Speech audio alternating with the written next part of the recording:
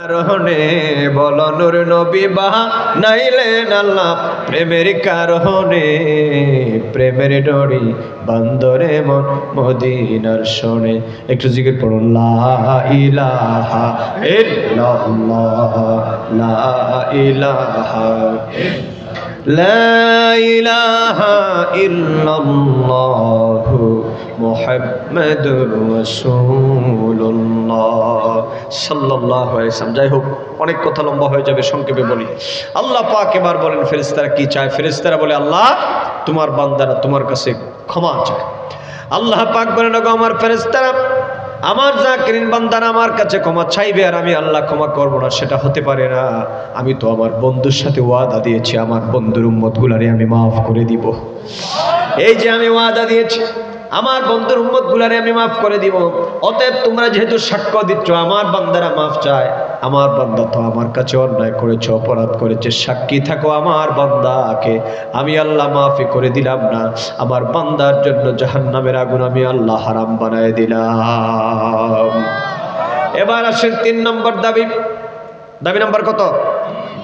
ফেরেশতারা তৃতীয় নম্বর দাবি করেন। আল্লাহ পাক বলেন, ফেরেশতারা রে, ও আমার ফেরেশতারা, আমার বান্দারা কি আর কোনো জিনিস চায় নাকি? এবার ফেরেশতারা বলেন, রব্বুল আলামিন, তোমার বান্দারা জান্নাতুল ফেরদাউস চায়। আল্লাহ পাক বলেন, ও আমার ফেরেশতারা, আমার বান্দা কি জান্নাত দেখেছে নাকি? আল্লাহ পাকের দরবার ফেরেশতারা বলে, রব্বুল আলামিন, তোমার বান্দারা জান্নাত দেখে নাই। কয় তাহলে কিভাবে আমার বান্দা জান্নাত সম্পর্কে লাভ করলো ধারণা? এবার ফেরেশতারা বলে, আল্লাহ তোমার মহাগ্রন্থ আল কোরআনুল কারীমের মধ্যে তারা শুনেছে জান্নাত বড় শান্তির জায়গা, বড় নিয়ামতের জায়গা গো মাবুদ। তোমার দয়াল নবীজির হাদিসের মধ্যে তারা শুনেছে জান্নাত বড় শান্তির জায়গা। তোমার কথার উপরে তারা বিশ্বাস করেছে, তুমি তো বলেছ। যেমন এক আয়াতে আল্লাহ পাক বলেন, ইন্নাল্লাযীনা আমানু ওয়া আমিলুস সালিহাতি কানাত লাহুম জান্নাতুল ফিরদাউসি নুজুলা। জুড়ে বলুন আল্লাহু আকবার, মুহাব্বতে বলুন ইয়া রাসূলুল্লাহ। আল্লাহ পাক বলেন, নিশ্চয় যারা ঈমানদার আর যারা আমলে সালেহ করবে আমি তাদের জন্য জান্নাতুল ফেরদাউস বরাদ্দ দিয়ে দিলাম, যেই জান্নাতের ভিতরে একবার প্রবেশ করলে পরে আর ফেরত আসার কোনো সম্ভাবনা নাই। আল্লাহ পাক বলেন, ফেরেশতারা, বান্দা তো আমার জান্নাত দেখে নাই।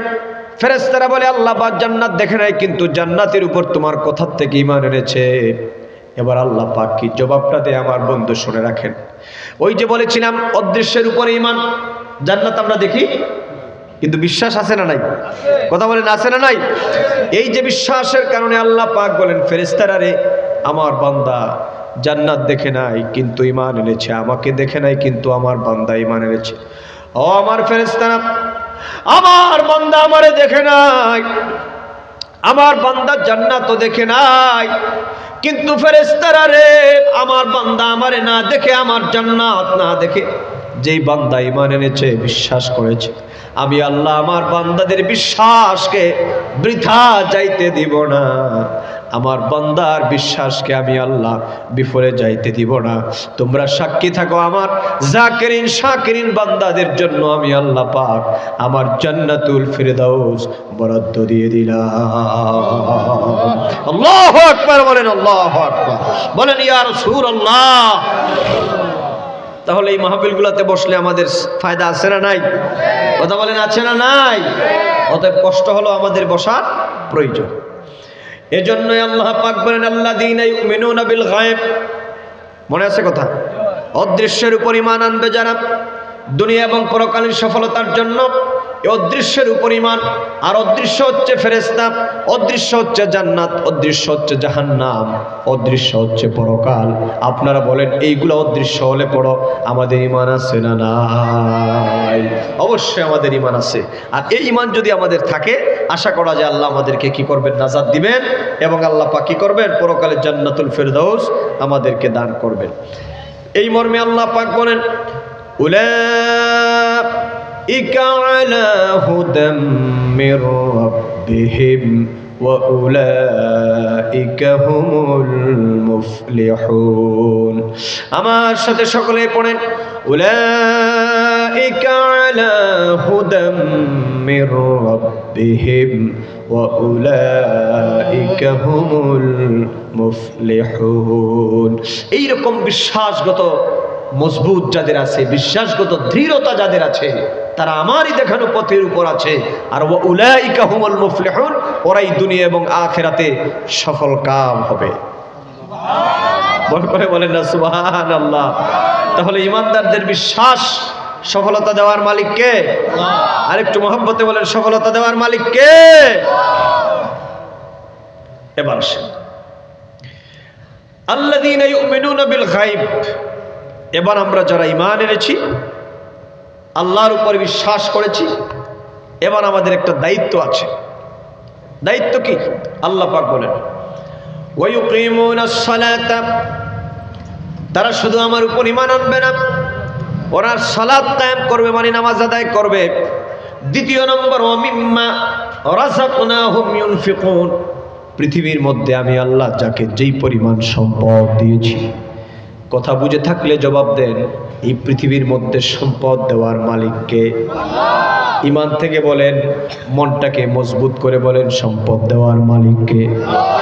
মুসলিম শরীফের বর্ণনা একখানা হাদিস এসেছে, আমি আপনাদের এখানে আসার পথেও আমি গাড়িতে আমি কিতাবের মধ্যে পড়েছি, এই পৃথিবীর সকল মানুষ মিলে যদি তোমার পক্ষে সাহায্য করতে চায়, আল্লাহ যদি তোমাকে সাহায্য না করে, আল্লাহর হাবিব বলেন, সহিহ মুসলিম শরীফের বর্ণনা, এক বিন্দু পরিমাণ তোমাকে সাহায্য করতে পারবে না। আর আল্লাহর হাবিব বলেন, আল্লাহ যদি কাউকে সাহায্য করেন, আল্লাহ যদি কাউকে ধনী বানায় দিতে চান, সম্পদ দিতে চান, পৃথিবীর কোনো মানুষ, সব মানুষ মিলে তোমার বিন্দু পরিমাণ ক্ষতি করতে পারবে না।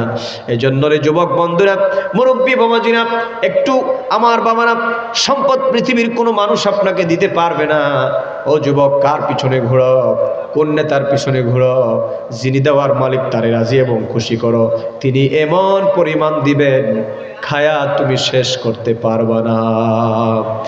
এই জন্য আল্লাহ পাক মহাগ্রন্থ আল কোরআনে বলেন, যুবকরা ঈমানটাকে মজবুত করো, আকীদা বিশ্বাসকে মজবুত করো। আল্লাহ পাক বলেন, আমার ভয় যাদের ভিতরে আছে, আর আমার আল্লাহর হাবিবের, আল্লাহর পাকের হাবিবের প্রেম প্রীতি মহব্বত যাদের ভিতরে আছে, আল্লাহর ভয়ের নীতি যারা অবলম্বন করে চলে, আল্লাহ পাক বলেন, আমার তাকওয়াবান বান্দাদের জন্য আমি আল্লাহ কি দেই? ومن يتق الله يجعل له مخرجا ويرزقه من حيث لا يحتسب ومن يتوكل على الله فهو حسبه ومن يتوكل على الله فهو حسبه। আল্লাহ পাক বলেন, আমার ভয়ের নীতি যারা অবলম্বন করেছিল, মাইয়াত্তাকিল্লাহা ইয়াজআল লাহু মাখরাজা, আমি এমন জায়গা থেকে আমার বান্দাকে রিজিক দেই, আমার বান্দা কোনোদিন কল্পনা করতে পারবে না। তাহলে বোঝা গেল রিজিক দেওয়ার মালিক কে? জোরে বলেন, রিজিক দেওয়ার মালিক কে? এজন্য আল্লাহ পাক বলেন, ইমানদারদের কোয়ালিটি হলো ওয়া মিম্মা রাযাকনাহুম ইউনফিকুন, আমি আল্লাহ তোমাদেরকে যাকে যেই পরিমাণ রিজিক আমি আল্লাহ তোমাদেরকে দেই, সেই পরিমাণ রিজিক থেকে আমি আল্লাহর রাহে একটা অংশ দান সদকা করবে যারা। কথা বলেন, প্রথম নম্বর হলো উদ্দেশ্যের উপর ঈমান আনবে যারা, দ্বিতীয় নম্বর নামাজ আদায় করবে যারা, তৃতীয় নম্বর হলো ওয়া মিম্মা রাযাকনাহুম ইউনফিকুন, আল্লাহ যাকে যেই পরিমাণ সম্পদ দিয়েছেন ওই পরিমাণ সম্পদ থেকে আল্লাহর রাহে দান সদকা করবে যারা। আল্লাহ পাক বলেন, এরপরে আমার মহাগ্রন্থ আল কোরআন সহ আসমানি কিতাবের উপর ঈমান আনবে যারা, আল্লাহ বলেন, উলাইকা আলা হুদাম মির রাব্বিহিম ওয়া উলাইকা হুমুল মুফলিহুন, তারাই আমার দেখানো পথের উপরে আছে এবং তারাই দুনিয়া এবং আখিরাতে সফল কাম হয়েছে। এখানে দুই একটা ইম্পর্টেন্ট কথা আপনাদেরকে আরেকটু বলে দিই। আচ্ছা, জীবন সফলতার জন্য ঈমানের পাশাপাশি নামাজের কথা কেন বলা হলো? একটা প্রশ্ন আসে না? কথা বুঝতেছেন আমার? তো নামাজের কথা বলাতে কি আপনারা বেজার না খুশি? বেজার হওয়ার কোনো কারণ আছে? কারণ আল্লাহর সাথে প্রেমের কথাই হচ্ছে নামাজের কথা। কথা বলেন, আল্লাহর সাথে যোগাযোগ, আল্লাহর সাথে সম্পর্ক স্থাপনের একটা সেতু বন্ধন। এই পাশে বান্দা, আর আমার আল্লাহ মধ্যখানে একটা সেতু, একটা ব্রিজ, একটা সেতু বন্ধন হচ্ছে সালাত। সেতু বন্ধনের নাম কি? যেই সালাত আল্লাহর সাথে বান্দার সংযোগ স্থাপন করে দেয়। কি করে দেয়? বান্দাকে আল্লাহর রহমতের নিকটবর্তী করে দেয়। এজন্য আল্লাহ হাবিব বলেছেন ওয়াসজুদ ওয়াক্তারিব, সেজদা দাও, নামাজে সেজদা দাও আর আল্লাহর রহমতের নিকটবর্তী হয়ে যাও। সুবহানাল্লাহ। এবার আসেন নামাজকে, এই 11টা 10 হয়ে গেছে কিন্তু ওই হুজুরকে তাড়াতাড়ি বলেন আসতে, আরো 20 মিনিট অসম্ভব ব্যাপার। আমার যে টাইম বলছেন বেশি ওয়াজ করিলে টাকাও তো বেশি দিতে ইনশাআল্লাহ। খালি ঠকে আমার আইন না জনগণ, এজন্য আজকে বলে দিলাম, একটু বললাম আর কি, মহব্বতের মানুষ তো, এটা আপনারা আবার সিরিয়াস নিয়েন না। আচ্ছা যাই হোক, অসুবিধা নাই, উনি আসুক।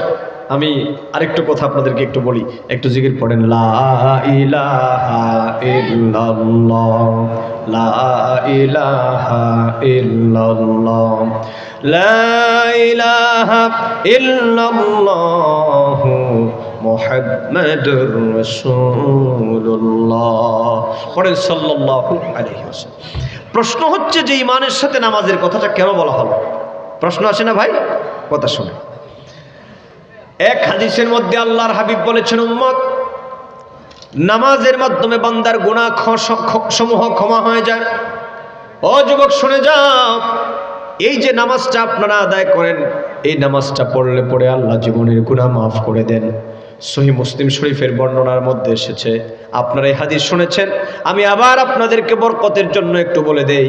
আল্লাহর হাবিব একদিন সময় তো সাহাবায়ে কেরামদেরকে বললেন, ওগো আমার সাহাবীরা, তোমাদের কারো ঘরের সামনে যদি একটা প্রবাহমান নহর থাকে, আর ওই নহরের মধ্যে যদি কোনো ব্যক্তি দৈনিক 5 বার যদি গোসল করে, হাল ইয়াবকা মিন দারনিহি শাইউন, তোমরা বলো তো দেখি ওই ব্যক্তির শরীরের মধ্যে কোনো দুর্গন্ধ থাকবে নাকি, ময়লা থাকবে নাকি?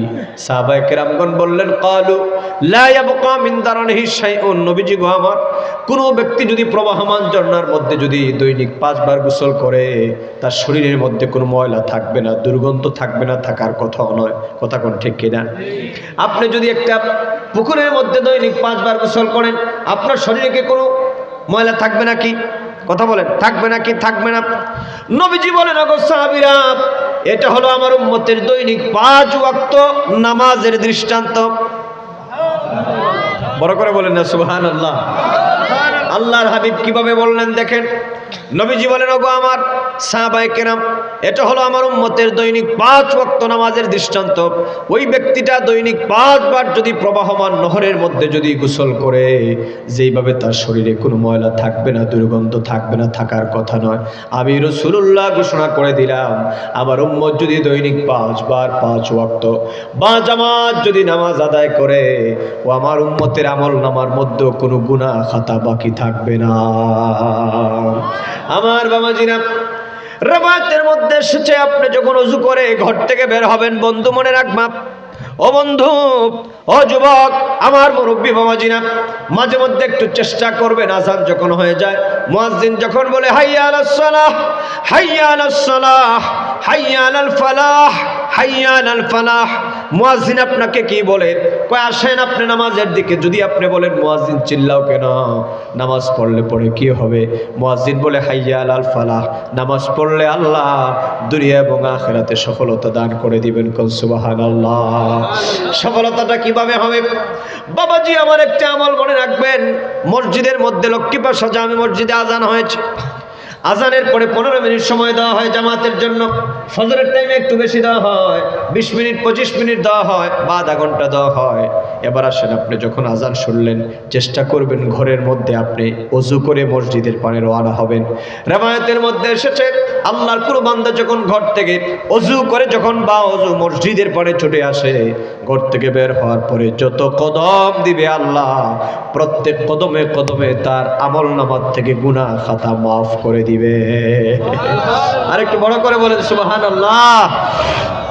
তো দেখছেন গুনাহ কিভাবে মাফ হয়? আর গুনাহ মাফ হয়ে গেলেই আপনার জীবন সফল। আল্লাহ দয়া করবেন, দুনিয়াতে প্রবৃত্তি দিবেন, সম্মান দিবেন, পরকালে জান্নাত দিবেন। এবার যখন আপনি মসজিদে আসলেন, চেষ্টা করবেন আপনি দুখুলিল মসজিদ 2 রাকাত নফল নামাজ আদায় করার। মাঝে মধ্যে আপনি চেষ্টা করবেন, আপনি যখন মসজিদের মধ্যে আসার পরে যখন আপনি আল্লাহু আকবার বলে তাকবীরে তাহরিমা বাঁধলেন, এই তাকবীরে তাহরিমা বাঁধার মানে কি আপনি এই পৃথিবীর মধ্যে যখন কোনো ওয়ারেন্টের আসামিকে পুলিশ যখন ধরে, তখন পুলিশ ধরার পরে তার দুইটা হাতের মধ্যে হ্যান্ডকাপ হ্যান্ডবেরি লাগায় দেয়, কথা বলেন ঠিক কিনা? কিন্তু দুনিয়ার কোনো পুলিশের ভয় নয়, দুনিয়ার সেনাবাহিনীর ভয় নয়, র্যাবের ভয় নয়, দুনিয়ার কোনো ইন্টেলিজেন্স ফোর্সের ভয় নয়, প্রশাসনের ভয় নয়। আপনি নিজে নিজে মসজিদের মধ্যে গেলেন, কানের মধ্যে ধইরা আল্লাহর দরবারে সারেন্ডার করলেন, মালিক তুমি আমার রব, আমি তোমার গোলাম, তোমার দরবারে হাজির হয়ে গেলাম। এবার কানের মধ্যে ধরে আপনি সারেন্ডার ঘোষণা করলেন, নিজে নিজে আল্লাহু আকবার বলে বাম হাতের উপরে আপনি ডান হাতটা দিয়া নাভির নিচে আপনি হাতটা বাঁধলেন। কোথায় বাঁধলেন? ওয়াদউলা কুফে আলা কুফে তাহাতা সুররা, নাকি বুকে বাঁধবেন? বাংলাদেশে এক পার্টি বের হয়েছে, মহিলা পার্টি, কথা কন, ওরা কোথায় বাঁধবে? বুকে বাঁধবে। আহা জ্বালা রে। যাই হোক, আমি সেদিকে বললাম না, এগুলো যদি থাকে এরকম হাসিয়ত বাদ দেন। আপনি বইলে টইলে কিছুই পারবেন না, হুদাই জনগণের মধ্যে ফিতনা ফাসাদ লাগাবেন না, কথা বলো না ঠিক না? 1400 বছর যাবত নবীজির পক্ষ থেকে, আল্লাহর পক্ষ থেকে নবীজির পক্ষ থেকে সাহাবায়ে কেরামদের পক্ষ থেকে মাযহাবের ইমামগণ যেই রকম নামাজের পদ্ধতি শিক্ষা দিয়েছেন, আমরা সেই রকম নামাজ আদায় করতে রাজি আছি না? এই ভিন্ন আমরা নতুন কোন পদ্ধতি, মেথড, সিস্টেম, কাস্টমস আমরা মানি না। কথা বলো, মানে তারাবি নাকি খুশি হইবেন যে আপনার কাছে ঠিক আছে, মানবেন? নামাজের আগে পিছে সুন্নাত বলেন আছে? আর যারা বললেন না, আপনারা ভদ্রলোকের মতো যারা বসা, বলেন নামাজের আগে পরে সুন্নাত, নামাজের পরে মুনাজাত, জানাজার পরে দোয়া, মাশাআল্লাহ, মারহাবা মারহাবা বলেন। আমরা যেখানে ছিলাম সেখানে আছি, থাকবো। আছেন না? নাই? তখন না হলে বলেন, আমরা যেখানে ছিলাম সেখানে থাকবো না? দোয়া বাদ দিয়ে দিবেন? কত বড় কপাল পোড়া আল্লাহর কাছে চাই আমরা, এটাও হেবেড়া সহ্য হয় না, কথা কোন ঠিক কিনা? আচ্ছা বলুন তো, তাইলে দিব কেডা? তুমি দিবা মিয়া? তুমি যে বললেন আমাদের পরে দোয়া নাই, আমরা তো চাইবই আল্লাহর কাছে, আর দেওয়ার মালিক তো আমার আল্লাহ, কথা বলেন না? দেওয়ার মালিক কে? আল্লাহ।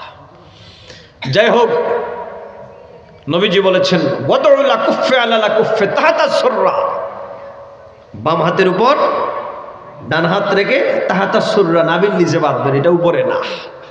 যাই হোক, আপনি যখন আল্লাহু আকবার বলে বাঁধবেন, আল্লাহকে ফেরেশতারা একটু ছায়া আমার বান্দার দিকে ছায়া দেখ, সুবহানাল্লাহ বলেন না? বলছি না তোমরা বান্দা বানাবো না, আমরা তাসবিহ তাহলিল পড়ব, কিন্তু একটু বান্দার দিকে চায় দেখে তো আমার বান্দারে কারো কোনো ভয় আসছে? কার ভয় আসছে? ফেরেশতারা কয় আল্লাহ তোমার ভয় আসছে। এবার বান্দা যখন বলে আলহামদুলিল্লাহি রাব্বিল আলামিন, পড়েন সবাই আলহামদুলিল্লাহি রাব্বিল আলামিন। আল্লাহ পাক জবাব দেন হামিদানি আব্দি, আমার বান্দা আমার প্রশংসা করেছে, আমার উপরে ঈমান এনেছে আমার বান্দা, আর আমার হুকুম রক্ষা করে আমার বান্দা নামাজ আদায় করেছে। আমার প্রশংসা আমার বান্দা যারা করেছে, ফেরেশতারা সাক্ষী থাক, আর দেরি করব না, আমি আল্লাহ আমার বান্দার উপরে খুশি হয়ে গেলাম। শুধু খুশি হয়ে গেলাম না, আমার বান্দাগুলারে আমি বিনা হিসাবে আমি আল্লাহ মাফ ঘোষণা করে দিলাম। আল্লাহু আকবার বলো, আল্লাহু আকবার। এজন্য আমার যুবকেরা, নামাজ পড়বারে যুবক জীবন সুন্দর হবে, নামাজের কথা যেন বলতে না হয়। নামাজ পড়বা, যত সম্ভব ফরজ আদায় করবা, মাঝে মধ্যে একটু নফল বন্দেগী আদায় করবা, ফরজের পাশাপাশি একটু নফল বন্দেগী আদায় করবেন। আমার বাবাজিরা সময় পেয়েছেন, একটু নফল ইবাদত করেন। কারণ কি জানেন? নিশ্চয়ই বুখারীর বর্ণনা, আল্লাহর হাবিব বলেছেন ফরজ ওয়াজিবের পাশাপাশি আমার উম্মত যখন ছোট্ট ছোট্ট নফল ইবাদত যখন করে, আল্লাহ বলেন হাদিসে কুদসি, আমার নবীজির মাধ্যমে আল্লাহ বলেন, নবী আপনি ঘোষণা করে দেন, হাত্তা আহবাবতুহু হাত্তা আহবাবতুহু। আমার বান্দা আমার নির্ধারিত ফরজ এবং ওয়াজিবের পাশাপাশি নফল এবং মুস্তাহাব কাজগুলা করার কারণে আমি আল্লাহ আমার বান্দাকে ভালোবাসতে থাকি। এজন্য আমরা ফরজ ইবাদতের পাশাপাশি নফল ইবাদত আমরা করি, মুস্তাহাব কাজগুলো করি। এই যে নবীজিকে দুরূদ ও সালাম প্রেরণ করা নফল ইবাদত, নবীজিকে ইয়া নবী সালাম আলাইকা দেওয়া, এই যে সালাম দেওয়াটা একটা মুস্তাহাব কাজ। এই জন্য ফতোয়াবাজি করবেন না, নিজের আমলনামাগুলোকে মজবুত করার জন্য এরকম ফরজ ইবাদতের পাশাপাশি নফল ইবাদত করবেন। কারণ কি জানেননি? আপনারা বলবেন হুজুর কোরআন হাদিসের কোনো এভিডেন্স, কোনো দলিল আছে নাকি? নিশ্চয় আছে আমার বন্ধুরা, শুনেন। আল্লাহ পাক বলেন, মান আমিলা সালিহান ফালিনাফসিহি ওয়া মান আসাআ ফাআলাইহা ওয়া মা রাব্বুকা বিযাল্লামিল লিল আবিদ। আল্লাহ পাক বলেন, মান আমিলা সালিহান ফালিনাফসি, কোন ব্যক্তি যদি নেক আমল করলো, সেটা যত ক্ষুদ্রই হোক না কেন নিজের জন্য করলো, ওই নেক আমলটা। ওমান আসাআ ফাআলাইহা, আর যে ব্যক্তি পাপ কাজ করলো সেটাও তার নিজের জন্য করলো। আমি নেক কাজের প্রতিদান দেই, পাপ কাজেরও প্রতিদান দেই। ওয়া মা রাব্বুকা বিযাল্লামিল লিল আবিদ। আমি আল্লাহ কার উপর জুলুম করি না, যে নেক আমল করছে এটা বৃথা দিব আর পাপ কাজ করছে সেটার একটা প্রতিদান হবে না, এরকম নয়। আমি নেক আমলের একটা প্রতিদান অবশ্যই দান করি। কোন সুবহানাল্লাহ। তাহলে নবীজিকে যে আমরা সালাম দিই, এটা ভালো কাজ না খারাপ কাজ? এটা কথা বলেন না, ভালো কাজ না খারাপ কাজ? তো এটার একটা প্রতিদান আছে না নাই? সালাম দিবেন, নফল মুস্তাহাব করবেন, এটা নিয়ে দলাদলি ফতোয়াবাজির দরকার নেই, একটু আপনি আদায় করবেন। অতএব শেষ কথা যেটা বলতে চাই, প্রিয় বন্ধুরা আমার প্রিয় লক্ষ্মীবাসার জনগণ, আমরা আল্লাহ পাকের দরবারে সফলতা চাই। আর আল্লাহ বলেছেন, ঈমানের পরে যারা নামাজ আদায় করবে আর আমার দেওয়া সম্পদ থেকে যারা একটা অংশ আল্লাহর রাহে দান করবে, আল্লাহ বলেন এরা আমার পথে আছে, আমি তাদেরকে দুনিয়া আখিরাতে সফলতা দান করব। কোন সুবহানাল্লাহ। অতএব আমরা একটু চেষ্টা করব, আল্লাহ পাকের দরবারে চাইব। জীবন কয়দিন বাজান, অবাজান, জীবন কয়দিন? একবার চিন্তা করেন, আপনার চোখের সামনে আপনার আব্বা চলে গেছেন। ও যুবক বন্ধুরা, মুরব্বী বাবাজিরা, এখানে অনেক যুবক আছেন যাদের আব্বা নাই, আছেন না নাই? অনেক যুবক আছেন যাদের আম্মা নাই। এই পৃথিবীর মধ্যে চোখের সামনে বাবা চলে গেল। একবার যদি চিন্তা করো, আমার বাবা কোথায় গেল? সারা জীবন কত কষ্ট করেছেন, কিন্তু চোখের সামনে বাবা চলে গেছেন। যুবকরে কতদিন যাবে, কত রাত যাবে, কত সপ্তাহ যাবে, কত মাস যাবে? আমার বাবারা বলেন, জীবনে কোনোদিন আব্বা আম্মা ফিরত আসার কোনো সম্ভাবনা আছে নাকি? জীবনে কোনোদিন আসার সম্ভাবনা নাই,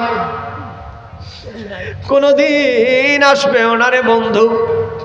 আমার আব্বা হুজুর মাওলানা আব্দুল হাকিম নুরী সাহেব রহমাতুল্লাহি আলাইহি এই সিলেটের মধ্যে কোনো জায়গা বাকি নাই, সারা বাংলাদেশ মাহফিল করেছেন।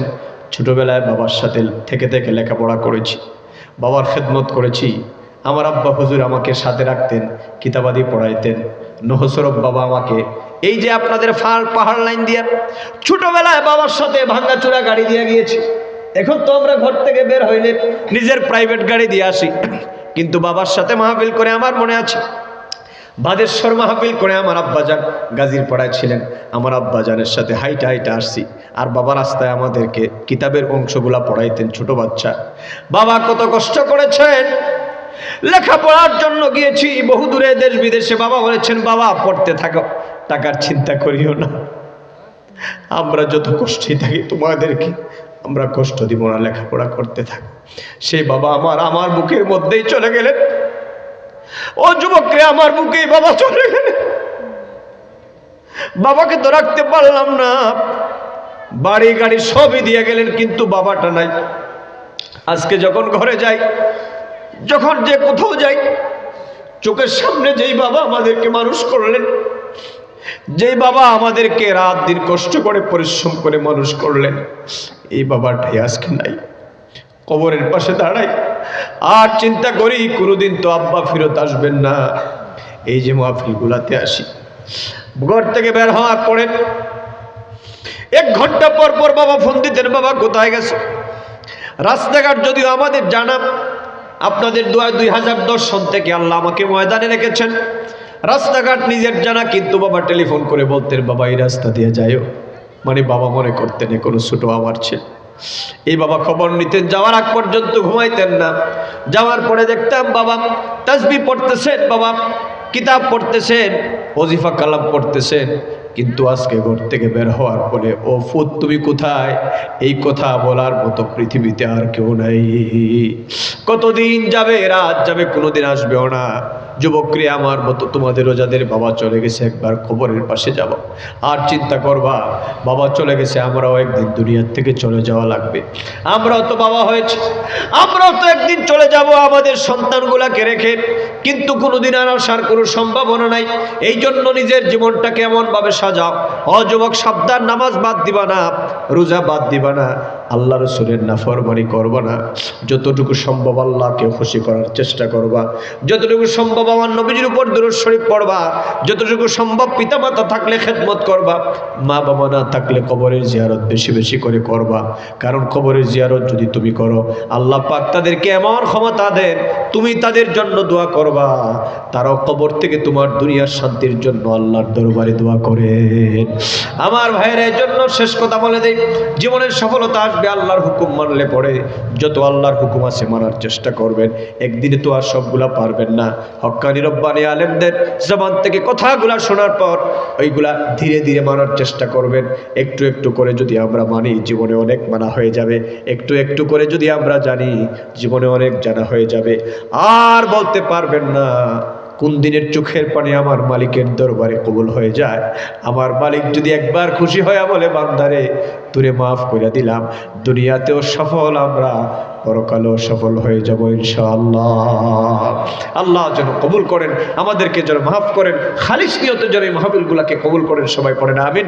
সাদাকাল্লাহু মাওলানাল আযীম ওয়া সাদাকা রাসূলুহুন নবিয়্যুল হাবিবুল কারীম ওয়া নাহনু আলা যালিকা মিনাশ শাহিদিনা ওয়াশ শাকিরিন আলহামদুলিল্লাহি রাব্বিল আলামিন। আসুন দাঁড়ায় নবীজিকে একটু সালাম দেই। ইয়া নবী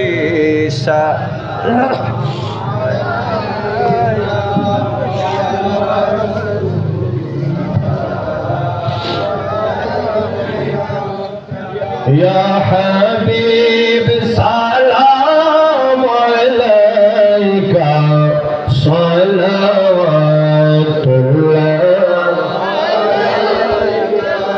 हबीबी या रसूल अल्लाह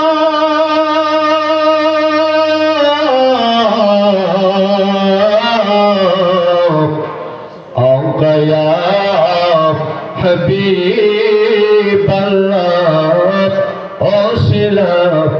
अपना के लिया कंदील आदम हवा खुदरे हईरदाया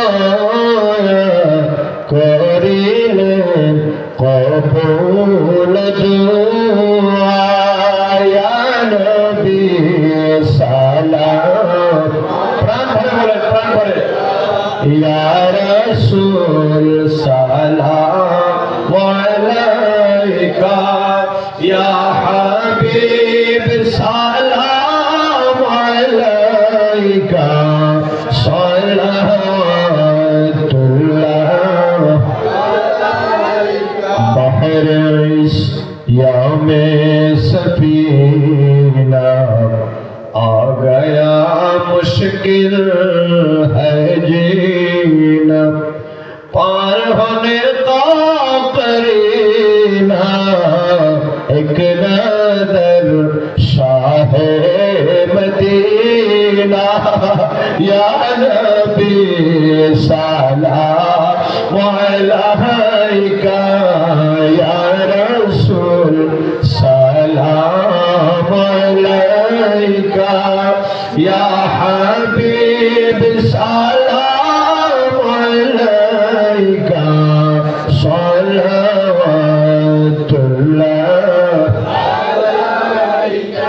हबीबी या रसूल अल्लाह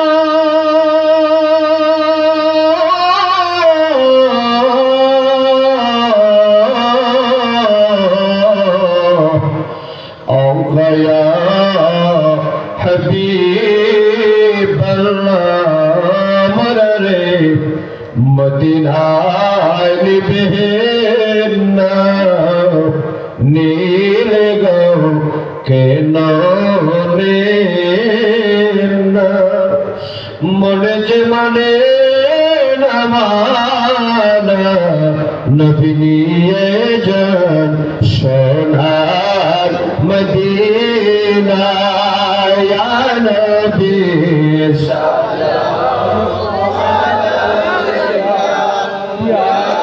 رسول سلام عليك يا حبيب سلام عليك صلوات الله حبيبي يا رسول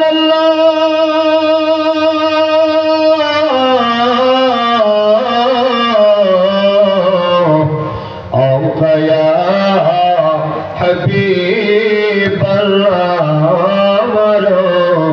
মরণ কালে নবী আপনাকে কাছে পাইলে থাকবে না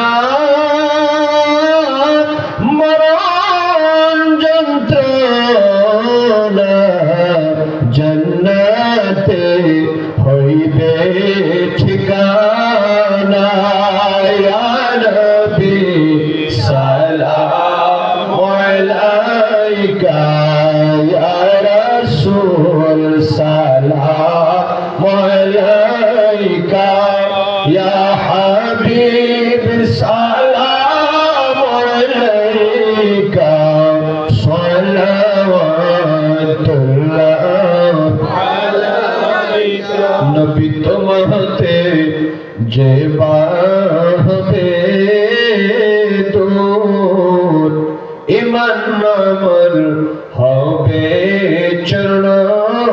চরণচূর মোদের নিয়ে গো মদিনা নবী তুমি ছাড়া মোরা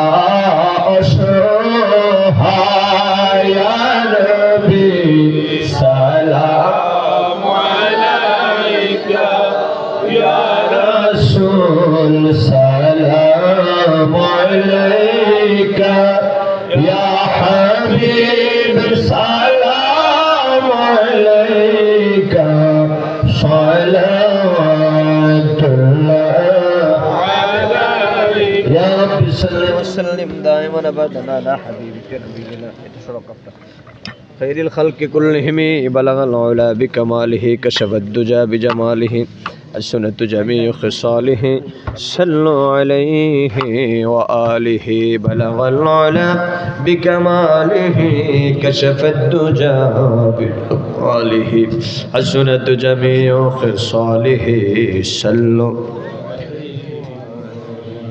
نسیما جانب بتہا غزر کن زاح ولم حبیبی را خبر کن بلغ العلا بکمالہ کشف الدجى بجمالہ حسنت جمیع خصالہ صلوا علیہ হুজুর আসছে আচ্ছা মাশাআল্লাহ তাহলে আমি আর মুনাজাত করি না হুজুরে করব না সময় তো লেটে গেছে সংস্থার সভাপতি জুয়েল আহমদ গত কয়েকদিন আগে মারা গেছেন যুবক মানুষ ইন্না লিল্লাহি ওয়া ইন্না ইলাইহি রাজিউন নাম কি এই সংস্থার সভাপতি সাহেব ইন্তেকাল করেছেন আল্লাহ যেন কবরকে জান্নাতের বাগান বানায় দেন সবাই পড়েন আমিন আল্লাহুম্মা আমিন রব্বানা যালামনা أنفسنا وإن لم تغفر لنا وترحمنا لنكونن من الخاسرين ربنا اغفر لنا ولوالدينا رب ارحمهما كما ربياني صغيرا رب العالمين লক্ষ্মী পাশা ইসলামী সমাজ কল্যাণ সংস্থা কর্তৃক আয়োজিত আজকের এই মাহফিলকে তোমার দরবারে কবুল আর মঞ্জুর ফরমাও।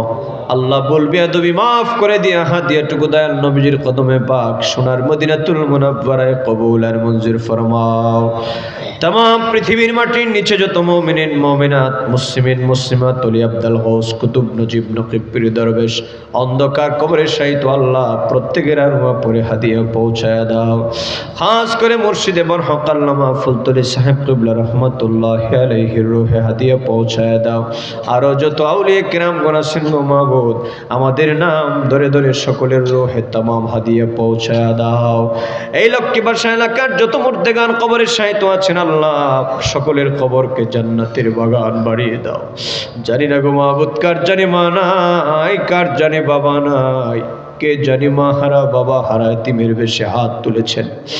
মা বাপ যাদের জন্মের মতো বিদায় হয়ে গেছেন আল্লাহ, ও মাবুদ ভিক্ষা চাইলাম মা বাবার কবরগুলাকে জান্নাতের বাগান বানায় দাও। আমাদের যাদের বাবা নাই আল্লাহ বাবাদের কবরগুলাকে জান্নাতের বাগান বানায় দাও। মদিনাওয়ালা নবীর রওজায়ে পাকের সাথে তাআল্লুক পয়দা করে দাও। আমার আব্বা হুজুরের কবরকে জান্নাতের আলা মাকাম নসিব করে দাও। আল্লাহ ওনার খেদমতগুলাকে তুমি কবুল আর মঞ্জুর ফরমাও। আল্লাহ নিঃসন্দেহে আমরা গুনাহগার, তাতে কোনো সন্দেহ নাই গো মাবুদ। জীবন ভর যত অন্যায় করেছি অপরাধ করেছি, দুনিয়ার কোনো মানুষ না জানলো তুমি আল্লাহ জানার বাকি নাই। দুনিয়ার কোনো মানুষ না দেখলো তুমি আল্লাহ দেখার বাকি নাই। দুনিয়ার কোনো মানুষ না শুনলো আল্লাহ তুমি শোনার বাকি নাই। জীবনের সমুদায় গুনার তরে তোমার দরবারে তওবা করলাম গো মা